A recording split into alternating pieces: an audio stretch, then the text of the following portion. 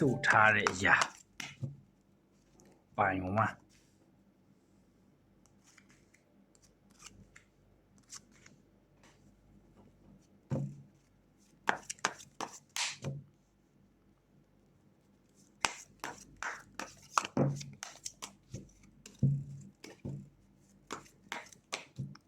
ပိုင်2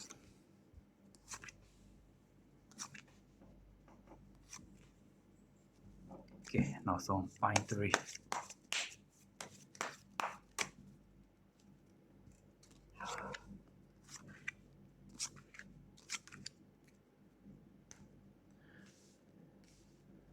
တင်ဘွားကိုတိုးတက်အောင်မြင်မှုမရှိအောင်ပိတ်ဆို့ထားတဲ့အရာဘာတွေလဲဆိုတော့เนาะ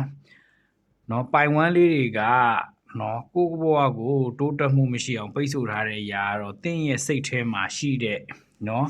တခုခုဘယ်အရာကိုမဆိုပေါ့เนาะတွေ့တာတတ်တာเนาะခင်မင်တတ်တာเนาะတယောက်တည်းဆိုရင်လုံးလီဖြစ်တဲ့ခံစားချက်ပေါ့เนาะအထီးကျန်တဲ့ခံစားချက်ကိုအလွန်အကျွံခံစားတတ်တာပေါ့เนาะအဲ့ဒါကတင့်ဘွားကိုတဲ့တိုးတက်ဖို့အတွက်เนาะတားဆီးထားတဲ့အရာ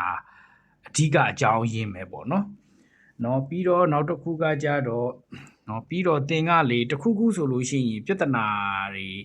အခက်ခဲတွေလာပြီဆိုရင်လေတင်ကလေရင်ဆိုင်ဖို့ထက်လေရှောင်ပြေးတတ်တာပေါ့เนาะထွက်သွားတတ်တာပေါ့အဲ့ဒီဟာကလည်းတင်ဘွားအောင်မြင်ဖို့အတွက်ကြီးမားတဲ့အတားအဆီးထဲမှာပါတယ်သိလားเนาะအလေးအကျင့်ထဲမှာပါတယ်အမှုအကျင့်ပေါ့เนาะကိုကအဲ့လိုမျိုးအခက်ခဲပြဿနာတွေ့ပြီဆိုကိုကရင်ဆိုင်ဖြေရှင်းတာတဆာရင်ကြောခိုင်းထွက်သွားတာနောက်လှည့်သွားတာနောက်ဆုတ်သွားတာအဲ့ဒါမျိုးလေးတွေများတယ်ပေါ့เนาะ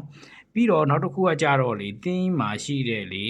အရာဘာလဲဆိုတော့တစ်ခုခုကိုရင်ဆိုင်ဖြေရှင်းမယ်ဆိုလို့ရှိရင်လေကူညီတတ်တဲ့လူတွေကလည်းအမြဲတမ်းပေါ်လာတတ်ပုံရတယ်ဗျာသိလားကိုကူညီဖြေရှင်းပေးမဲ့လူတွေကပေါ်လာတတ်တယ်ပေါ့နော်အဲ့ဒီအတွက်ကြောင့်မလို့ကိုတိုင်းဒီပြဿနာတွေကိုဖြေရှင်းတဲ့ skill တွေကတက်မလာဘဲနဲ့ဘေးလူကဝင်ရှင်းပေးသွားတာကြောင့်မလို့ကိုရဲ့တိုးတက်ရမယ့်အရာတွေကိုသိရမယ့်ဘဟုတုတတွေသိရမယ့် experience တွေကမရဘဲနေပေါ့နော်ကိုဘကတိုးတက်ဖို့အတွက်ကြံ့ကြာနေတာနှောင့်နှေးနေတာနော်ပိတ်ဆို့ထားတဲ့အတားအဆီးလိုမျိုးဖြစ်နေတာကိုရဲ့ဒီပြဿနာဆိုနောက်ဆုတ်သွားတတ်တာမျိုးရင်ဆိုင်မဖြေရှင်းတတ်တာမျိုးပေါ့နော်မဖြေရှင်းဘဲနဲ့ဖြစ်လိုက်နောက်ဆုတ်လိုက်တဲ့ကိစ္စမျိုးတွေပေါ့နော်ကဲအဲ့တော့နောက်တစ်ခုကကြတော့နော်တင်ဒီအခုဘယ်အရာကိုစပြီးတော့လောက်ရမလဲဆိုရင်တော့ဒီအောင်မြင်မှုအတားအဆီးတွေပေါ့နော်အောင်မြင်ဖို့အတွက်ပိတ်ဆို့နေတဲ့အတားအဆီးတွေကနေရုံထွက်ဖို့ဆိုလို့ရှိရင်တင်ကိုယ်တိုင်ပဲပေါ့နော်အခုဘယ်လိုကိစ္စပဲလာငါဒီကိစ္စကိုရအောင်ဖြေရှင်းမယ်ကိစ္စကြီးသည်ဖြစ်စေသေးသည်ဖြစ်စေပေါ့နော်ကိုကူညီတဲ့လူတွေရှိနေရင်တောင်မှကိုကဒီကိစ္စကိုငါကိုယ်တိုင်ဖြေရှင်းကြည့်မယ်ဆိုတဲ့စိတ်မျိုးလေးမွေးလိုက်ရင်တော့ဒါပထမဦးဆုံးခြေလမ်းအနေနဲ့သင်ရဲ့ဘဝတိုးတက်အောင်မြင်ဖို့အတွက်ပိတ်ဆို့ထားတဲ့အတားအဆီးတွေကနေပြီးတော့ဖြိုခွင်းနော်ချိုးဖြတ်ပြီးတော့ကိုအောင်မြင်ဖို့အတွက်လမ်းစာတွေရလာလိမ့်မယ်လို့ပြောလို့ရပါတယ်ဗျာကဲပိုင်2လေးတွေကပေါ့နော်ကိုရဲ့ဒီဖြစ်နေတဲ့ပြဿနာတွေကကိုယ်စိတ်ထဲရတော့မဟုတ်ပတ်ဝန်းကျင်ကြောင့်သိလားပတ်ဝန်းကျင်ကြောင့်မလို့ကိုယ့်ရဲ့ဒီအောင်မြင်မှုတွေကိုတားဆီးထားတယ်တိုးတက်မှုမရှိအောင်တားဆီးထားတယ်ဆိုတဲ့အခြေအနေမျိုးလေးတွေမြင်ရတယ်ပြီးတော့နောက်တစ်ခုကပိုင်2လေးတွေကလေကိုဖြစ်ချင်တဲ့အရာကိုဖြစ်နေတဲ့အရာပေါ့နော်ငွေကြေးနဲ့ပတ်သက်ပြီးတော့လေအရန်ဖြစ်ချင်တဲ့ဆန္ဒတွေကအရန်များတယ်အဲ့တော့လက်တွေ့နဲ့ကင်းကွာပြီးတော့လေကိုကလေလက်တွေ့အခြေအနေကိုဖြည့်ရှင်းထားတဲ့စိတ်ကူးရင်ပြီးတော့ဖြည့်ရှင်းနေတာကပိုများတယ်လို့ပြောလို့ရတယ်သိလားအခက်အခဲတွေကိုလက်တွေ့ကြမဖြည့်ရှင်းဘဲနဲ့စိတ်ကူးထဲမှာပဲဖြည့်ရှင်းနေတယ်စိတ်ကူးထဲမှာပဲစူးစမ်းနေတယ်ဆိုတဲ့ပုံစံမျိုးလေးမြင်ရတယ်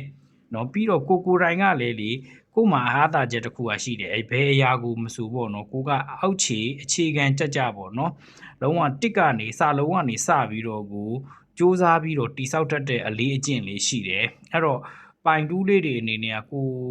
အောင်မြင်ဖို့အတွက်လမ်းစာကိုလေကိုတိုင်အောက်ခြေကနေပြီးတော့လက်တွေ့ကြ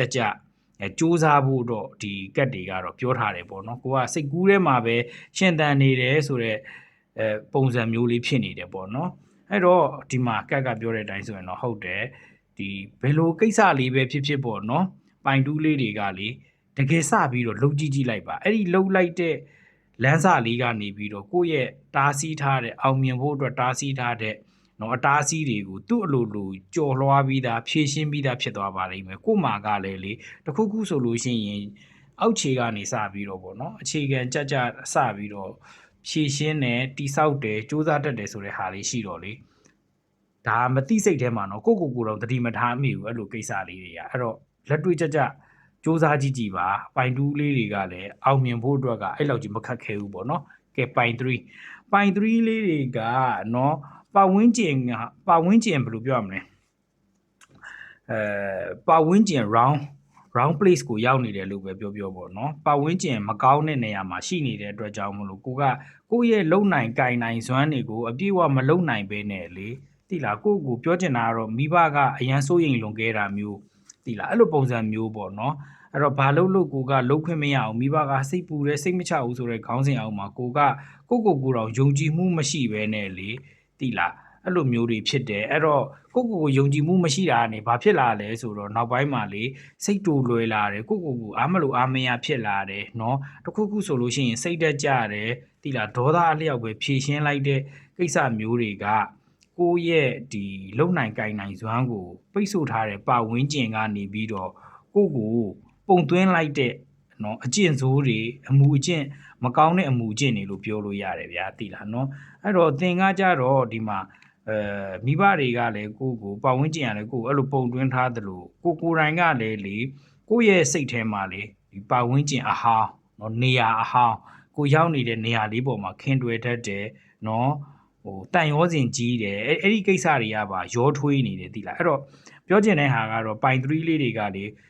ငါချစ်တဲ့မိသားစုเนาะငါချစ်တဲ့အတိုင်းဝိုင်းငါချစ်တဲ့ပတ်ဝန်းကျင်ကိုဒီထက်ပိုပြီးပြောင်းလဲဖို့အတွက်ငါကိုယ်တိုင်ကနေစပြီးပြောင်းလဲမှရမယ်ဆိုတဲ့စိတ်လေးကိုတော့နည်းနည်းမွေးတင်တယ်ကို့မှာကလည်းလေအဲ့ဒီပတ်ဝန်းကျင်ကိုပြောင်းလဲပေးခြင်းနဲ့စိတ်ရှိတယ်အဲ့တော့အခုကိုပတ်ဝန်းကျင်ကချုပ်ထားတဲ့နော်ချီနှောင်ထားတဲ့ကြိုးတွေကိုဒီမှာချီနှောင်ထားတဲ့ကြိုးတွေကိုလေကိုယ်တိုင်စဖြီမှပဲရမယ်သိလားနည်းနည်းတော့ပင်ပန်းရမယ်